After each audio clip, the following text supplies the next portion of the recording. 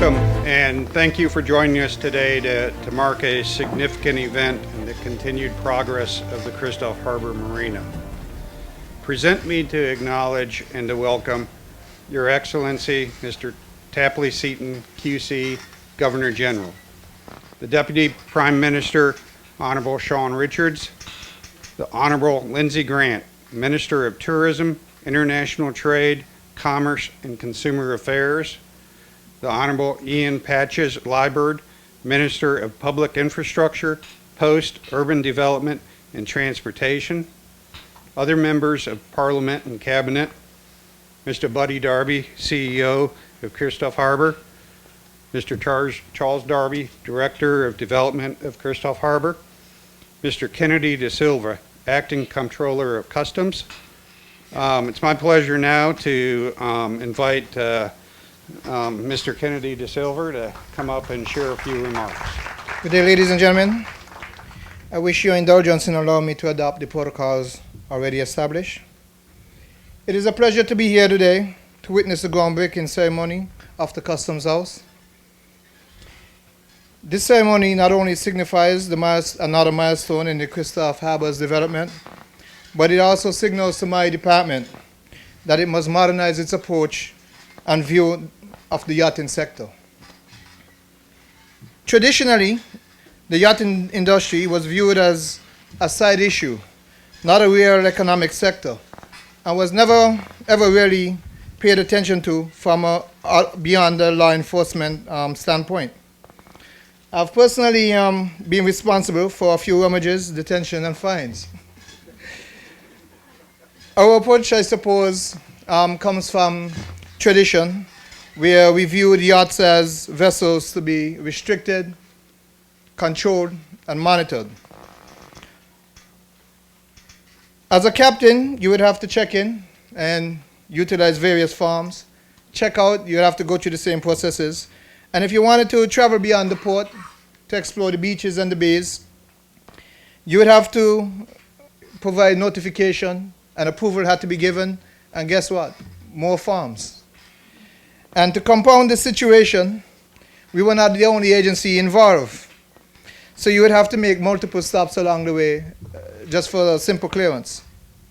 This approach is very traditional within the CARICOM region, whereas maybe in the French-speaking islands, the customs controls are a bit more liberal.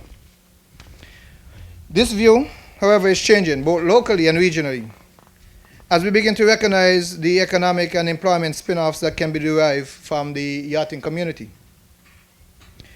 We should be well aware that as we expand the sector, there will be needs for engineers, electricians, polishers, cleaners, ship chandeliers, shipyards, and a whole wide range of people and skills to fulfill much needed roles. Fortunately, this is not the past. Today is 2015.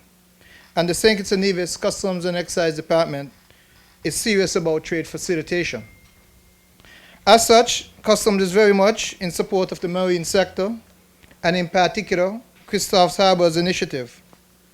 We will not only give moral support, but incorporate the support in our strategic plan by implementing specific measures.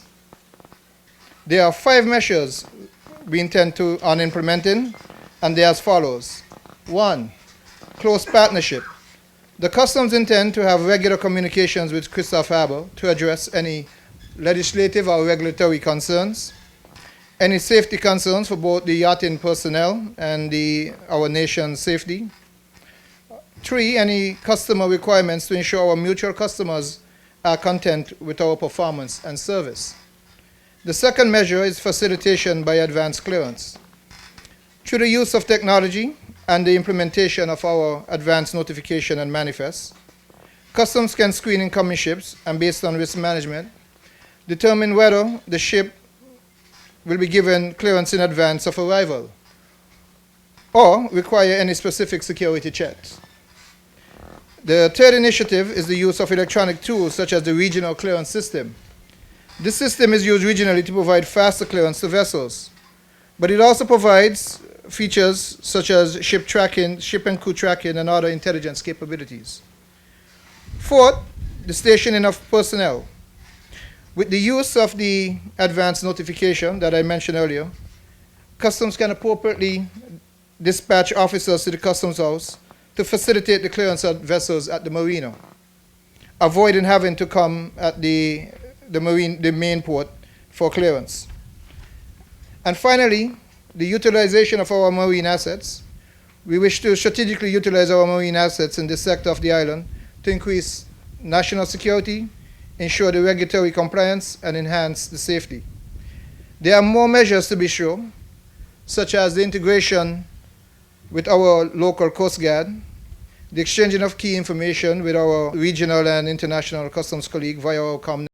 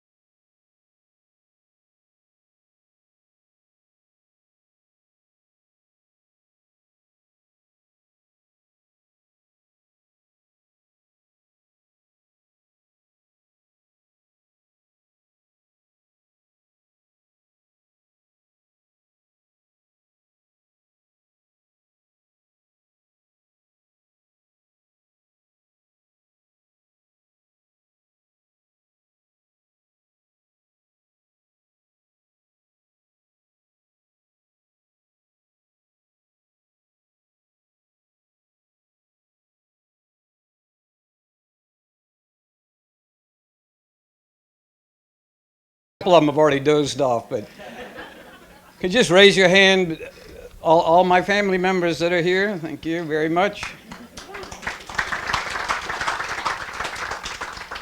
There's 16 of us who are not here. Some of us are coming tomorrow, but anyway, I'd also like to acknowledge Terrence Crossman, who's CEO of SIDF, our partner with the government. It was nearly a year ago that we gathered here to have the first boat in the harbor. And at that moment, we began a journey together, one that has seen a 60% increase in yachting traffic, significant press coverage as news of our destination spreads, and today, the beginning of a new era. As you can see behind me, I learned a long time ago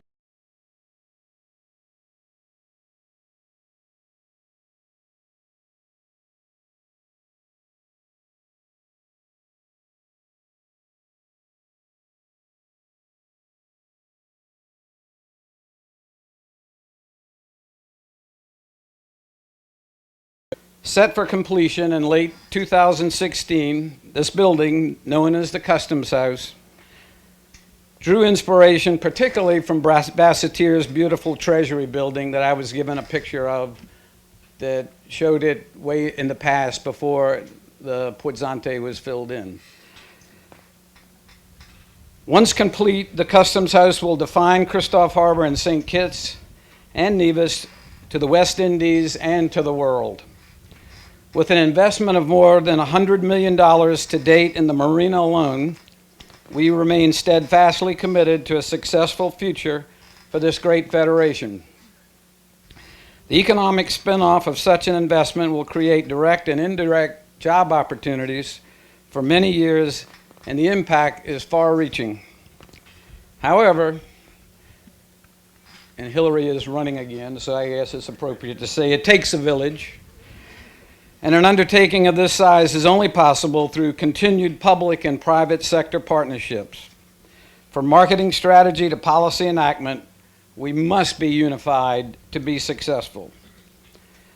Today, our team was part of a special yachting forum hosted by Minister Grant and the Ministry of Tourism. We appreciate the opportunity to be part of an enlightening session and look forward to continued engagement in developing a world-class, sustainable yachting sector here in the Federation. I'd like to acknowledge our extremely talented staff here at Christophe Harbour, as well as St. Kitts, Nevis, Anguilla National Bank and CEO Don Williams, government agencies, our construction partner, Phoenix Construction, and many contractors who are working with us to bring this vision to life, including Kelly Construction, Turnian Construction, Razzo Construction, DR Turf Nursery, Rock and Dirt, B&B Backhoe, and there are many others. I would like to thank Prime Minister Harris and his administration for their support. The ongoing commitment is integral to our success, and I thank you for your continued partnership. Thank you very much. Mr. Darby mentioned the inspiration for the Customs House. At the conclusion of today's event, please take a look at the artist rendering that's behind you that will show the design that we have for the Customs House. I now would like to invite the Honorable Ian Patches-Liburd, Minister of Public Infrastructure, Post, Urban Development, and Transportation, to share some remarks. Thank you very much, Mr. Chairman, Steve.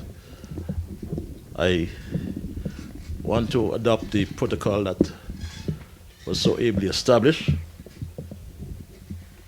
yet I find myself in a state of ambivalence because I must recognize Your Excellency, Sir Tapley Seaton, and my colleague Minister, Lindsey Grant.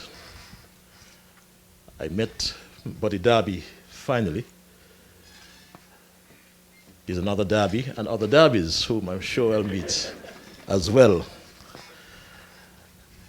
But put simply, I am extremely honored and humbled to be part of this groundbreaking ceremony of the Customs House. And in speaking briefly with Buddy, I asked him, when is this construction going to be completed? And he pointed to me, as he just said, that not in these words, but these are my words, that there's going to be no turning up the sod. He's already put in some piling there, so he means business. And sometime next year, we will be cutting the ribbon to open this important unit. I recognize the comments of the acting or assistant controller of customs, Mr. De Silva, when he related to the perception that customs always had. I'm going to use the pluperfect now, had, of the yachting sector, which pointed me to an article that I read just yesterday, written by it was from the Caribbean Marine Association, the CMA, which some time ago presented a paper on the economic importance of yachting to Caribbean economies as part of a panel discussing perspectives on nautical tourism. In that paper, the CMA highlighted a World Tourism and Travel Council report that said, and I quote, "The Caribbean is the most tourism-intensive region in the world. However, a vast majority of the Caribbean countries disregard, are unaware of, or are in complete denial about the economic impact of travel and tourism. As a result," it continues, "they fail to realize the full potential that travel and tourism can make to their economies as a creator of jobs and development opportunities." It continued, quite interestingly, "Supreme irony of this statement, or of the report in general, was that yachting did not mention, or did not merit a mention. One important consequence of this regard of the yachting sector is that essential economic data is not collected or included in national statistics and remains generally unavailable throughout the region.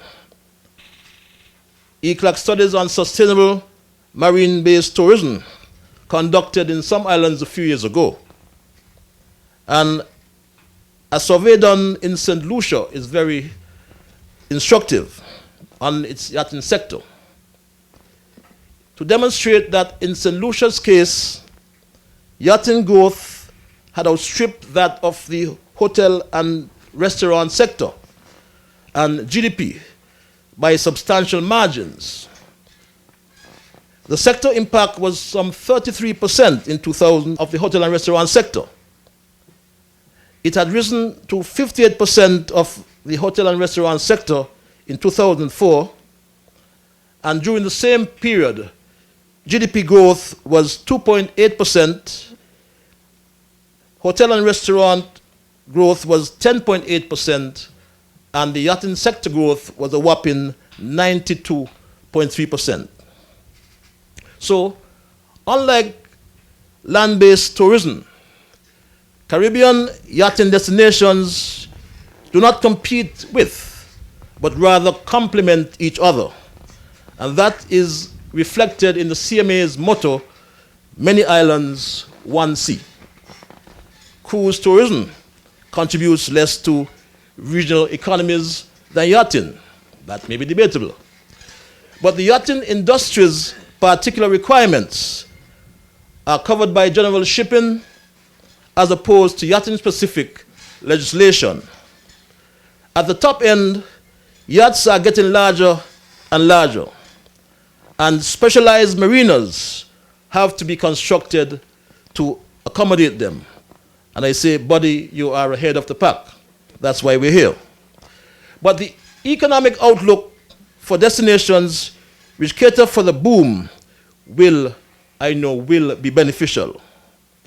Our role as a government is one of being a facilitator. We are in the process of completing the Southeast Peninsula Road that goes down to Majors Bay.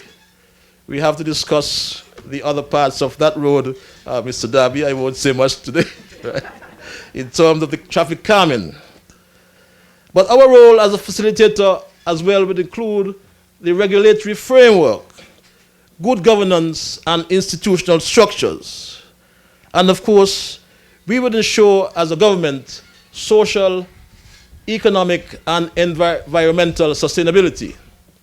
And as the controller, acting controller said, of course, safety and security is of paramount importance to us as a government. So I am happy to be here this afternoon. I am really humbled, and I look forward to the completion of this project, and I look forward to the overall development of the Christophe Harbour project in total, and I can assure you that you have not only the government support, but in particular, the full support of the Ministry of Public Infrastructure, Transport, and Natal. Thank you very much. And now I would like to invite the Honorable Minister of Tourism, International Trade, Commerce, and Consumer Affairs, Lindsay Grant, to share some remarks. Good afternoon to one and all. Your Excellency, the Governor General, Mr. Tapley Seaton, QC, Minister responsible for Transport, the Honorable Ian Patches Liebert, Permanent Secretary in the Ministry of Tourism, Mrs. Carleen Henry Morton,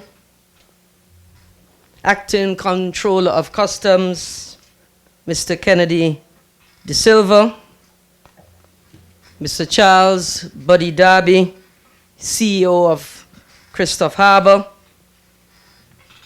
Steve Heboya, I hope I pronounced that correctly, Operating Officer, Chief Financial Officer of the Christophe Harbour,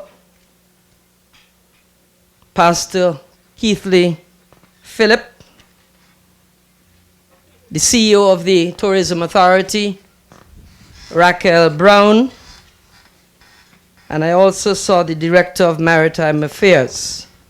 Good afternoon to all. Today is a special day for the yachting sector, because this morning I had the opportunity, the distinct pleasure, to deliver the feature address at the St. Kitts and Nevis Yachting Development Forum, the first of its kind in St. Kitts and Nevis. In fact, there were over 60 plus participants this morning.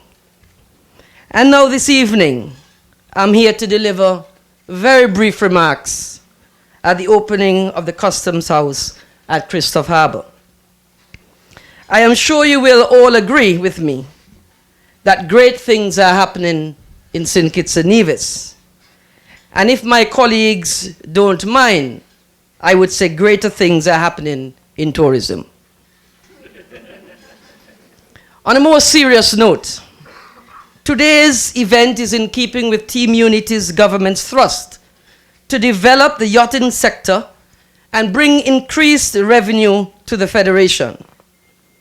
In February of this year, the marina at Christophe Harbour was officially opened, and today we see the opening of the Customs House, which will house customs and security officers when yachts dock at the marina, and this marks a very significant step in this development.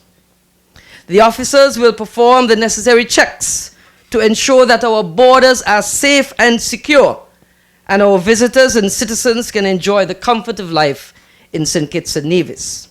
A facility of this kind is therefore very essential. The Christophe Harbour Marina, with its 250 berths, can accommodate super and mega yachts. And as I said this morning, exciting times await us all for this, what I would consider potentially lucrative gold mine. We therefore encourage our people, very important, in the private sector to capitalize on the many new opportunities that abound. Come up with creative and workable ideas and solutions that help to further stimulate the local business sector. According to the Economic Commission of Latin America and the Caribbean, ICLAC, St. Kitts tourism contributes about 9% to the GDP. But I must tell you, when they count that 9% in GDP, they take only into account hotels and restaurants. And in fact,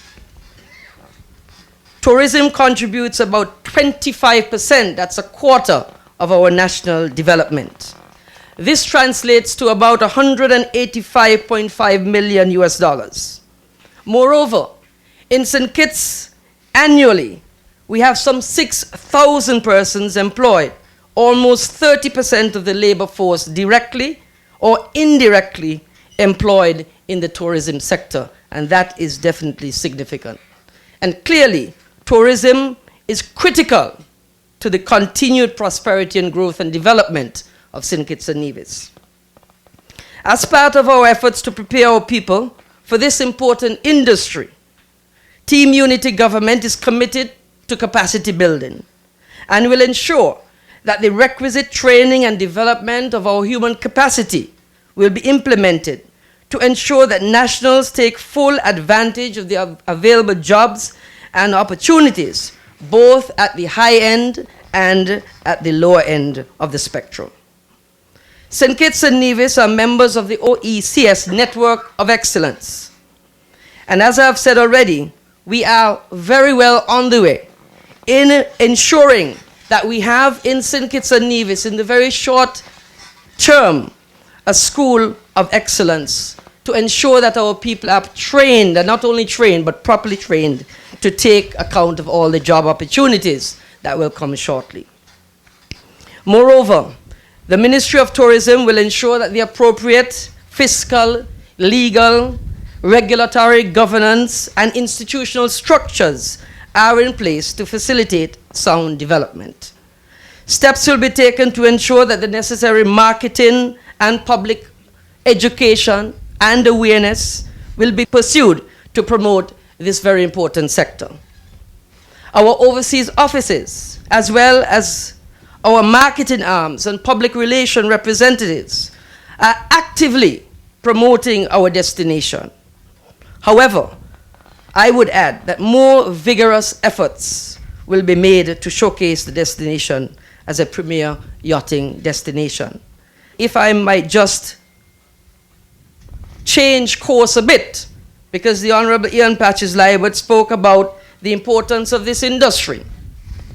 But sometimes in the government, and this is how the public sector works, when we go to the Ministry of Finance, they don't always understand. This sector is very important for the overall development and growth of the country.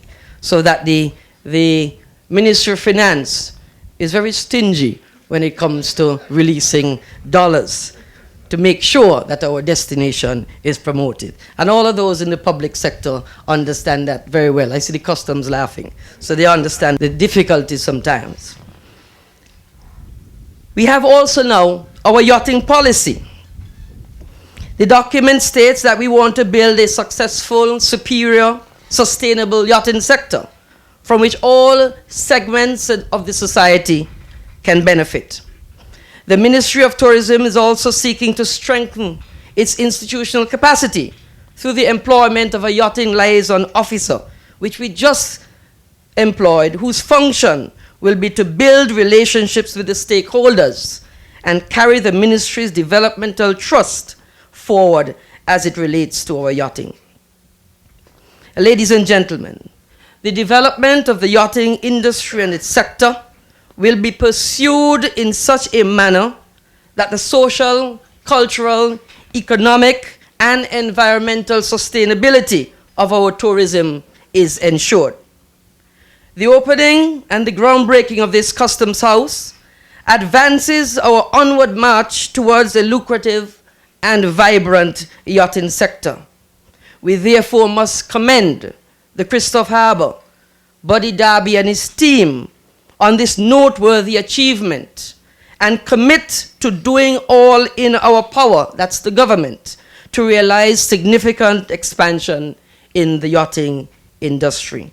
I wish you all the very best and success in all your endeavors. Buddy Darby. Thank you. Here's a toast to a partnership of many entities, the Federation, our entity here, people that will come here from far and wide, to the yachting industry that will grow, the boats that will come here and visit, that will enhance the life of Christophe Harbour and the Federation in general. We toast this today, and thank you for all of you team members, and we wish this thing does happen in very quick order. Thank you.